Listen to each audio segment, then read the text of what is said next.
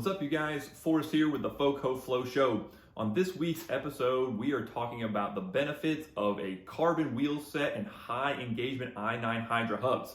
You probably saw last week's video where we did the 1-year bike check, and the biggest upgrade we did was Nox Farlow carbon wheels and an i9 Hydra wheel rear and front hub. So we're gonna talk about how to install those wheels, set them up tubeless, get that dreaded Cush Core installed. We'll talk about the benefits of a high engagement hub, and then of course get some on-trail highlights and comments and feedback on the trail.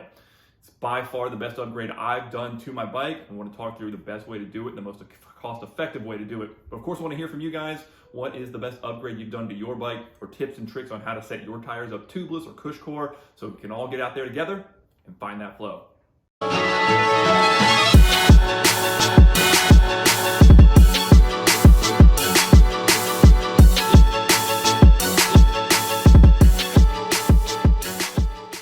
So carbon wheels with high engagement hubs are going to design to make your bike lighter, more nimble, better in slow speed tech. So I opted for the Nox Farlow carbon wheels laced to i9 Hydra hubs. So the first thing we're going to talk about is what the heck is the difference when we say high engagement hubs, and why do they matter?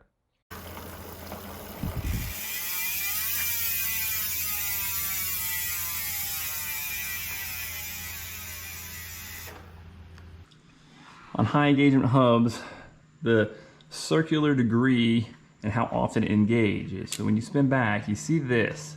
You don't hear a click and the wheel is not moving, and then it drives. So that's traditional Ibis hubs. You hear that click, click, click, click, click, click. Now watch. See here? This is this dead zone. This is engagement every 11 degrees around the 360 degree dial. It's not much, but it's a little bit where when you put power down on the pedals, nothing happens. It's like I'm saying, this matters in slow speed tech, and also putting the pedals down coming out of a berm or a fast section you want to put down. So there is 11 degrees of play here where the wheel's not turning, but the pedal is. And so we'll see in a minute, those i9s have 0.5 degree, almost zero, before we start spinning. So I hope that helps understand why high engagement hubs matters and what the difference is between medium to low engagement hubs. With the i9 hub, that buzz, so it's almost impossible to get to a place where the wheel doesn't turn. It says there might be right there, millimeters, half a degree, but instant. You can see the pedal here, pedal, turn. So the next thing we want to look at is the weight savings of the carbon wheels themselves, and then how they help you pop and move faster on the trail as we talk through the install and the Cush Core setup here to get them on the bike. Bad boys weigh. Here is the front wheel. 110-ish grams, weigh at 800 grams, I mean. All right, let's see what the dry side looks like.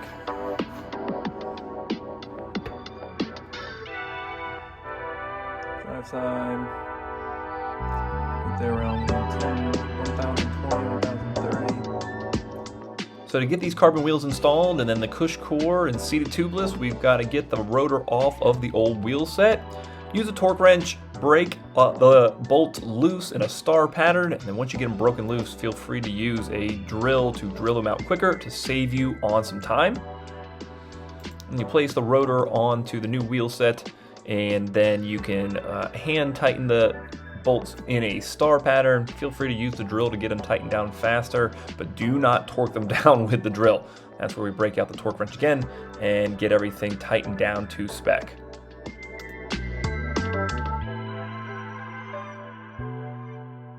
And once you have the rotors on, you want to take the rear hub and get that rear cassette on after you've removed it off your bike. Of course, you need a chain whip and chain tool for this.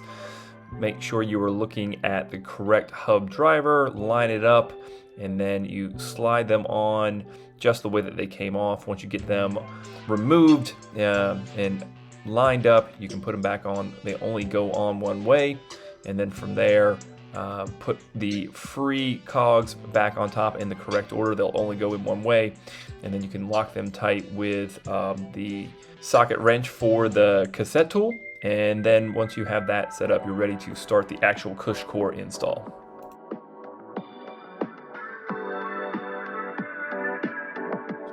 The key to the Cush Core itself install is to set one part of the rim down and then use a rubber mallet covered over the rim, step on it so you've got a little down pressure, and then just simply stretch the actual Cush Core over the entire rim and then press it into the groove so that you've got it in place. Don't forget to install the core valve, the Cush Core valve, before you do that. But once you have that in place, you can take on to the next step.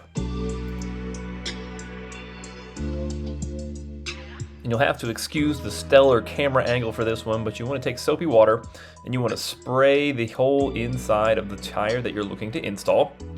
Once you have everything sprayed down, and this actually is the key to the entire Cush Core install for me, is you want to push the rim and Cush Core into the tire itself so that it is wrapped around the Cush Core, but not actually with any of the beads seated in the rim at that time. To do this, you push inch by inch around the entire cylinder of the rim, and again allowing the tire to work itself over the Cush Core. But again, you're not trying to seat either of the beads. You just want the tire itself to be straddling the entire rim with the Cush Core, with both beads unseated so that it is on both sides. From there, we get into the most important move of the entire Cush Core install, and that is as you go around the cylinder of the rim, you are tucking the actual bead inside the rim and then also grabbing and pushing the rubber tire bead underneath the Cush Core. You're rolling it inside and shoving it inside into the middle groove of the rim. The farther underneath you get it, it's going to further push the rim itself, the tire bead of itself into the rim, and then slowly pushing and rolling. And at some point we do engage with the tire levers to get it into a place where it is able to pop that first bead over the edge. And then you flip over. You do the same exact thing on the other side. The second side is harder, but if you do this one move, rolling the tire itself underneath the Cush Core and pushing it into the middle, then this will be the easiest Cush Core install that you'll ever do.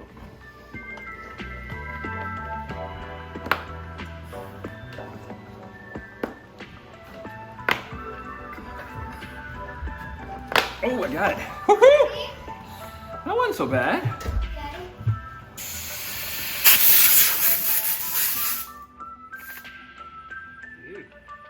The next step was using a compressor to pop the bead out and seat the bead in with no sealant in it. And then, of course, use your favorite tire sealant. I'm a big fan of orange sealant because it can seal those small punctures better than stands in my experience.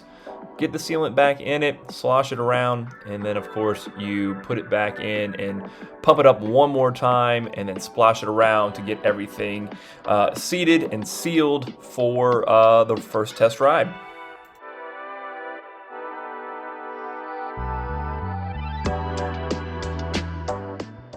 And so on the trail, I've had about a month of riding experience with the carbon wheels on the Ibis Ripmo V2, and one of the first impressions are on tight switchbacks where you're starting and stopping and then you have to accelerate quickly, like this one here that caused the boys problems over at Ragged Mountain.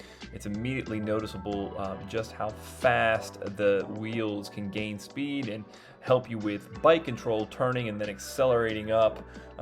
It's just a huge difference make, both from the hub and the lightweight responsiveness, stiffness of the wheels. So you can feel this in slow speed climbs. It really makes a huge difference, and you'll see here in a second how it makes a difference even in longer climbs. All right, purposely not running a GoPro here, just pedaling hard up a steep climb. Got one hand on the handlebars. I do not recommend this. Oh, but one of the things about carbon wheels They just are lighter on every pedal stroke. When you gotta start and stop, start and stop, the high engagement hub makes a huge difference. So making this climb up just a little easier. I'm still breathing hard, but man, you can feel the difference on the climbs for sure. In the next place, you're going to notice a difference is in the flowy, pumpy type trails that you're going to find that's got a little bit of pedaling, a little bit of coasting, pumping, gaining speed as you see the boys rolling through here, popping off of small things, and then keeping speed through momentum. The wheels allow you to do this, and then of course as you transition to a berm like you're going to see here, you're going to see the wheels hold the line and allow you to accelerate out of the corner faster than non-carbon wheels.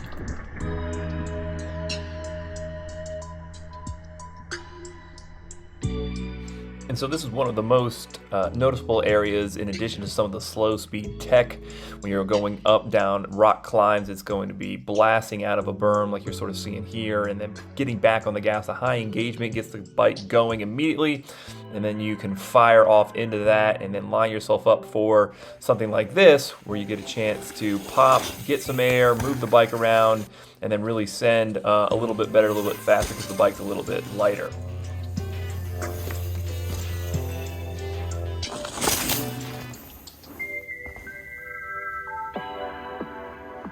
And so in summary, the carbon wheel set, the Nox carbons, and the i9 Hydra high engagement hubs literally makes every pedal stroke and every wheel turn of a mountain bike ride a little bit more fun, a little bit more efficient. It makes you just a little bit less tired on the climbs, and it's just hard to exaggerate how awesome that feels. Now, is it worth a $1,500 investment in your bike? Well, it depends on how much you spend on your bike in the first place and what type of riding you're looking for.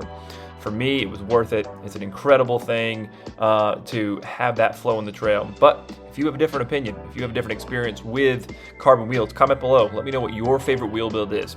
Hope this video was helpful. If you have any questions on the install, let me know in the comments. I'll help you with that as well, so we can get out there together and find that flow.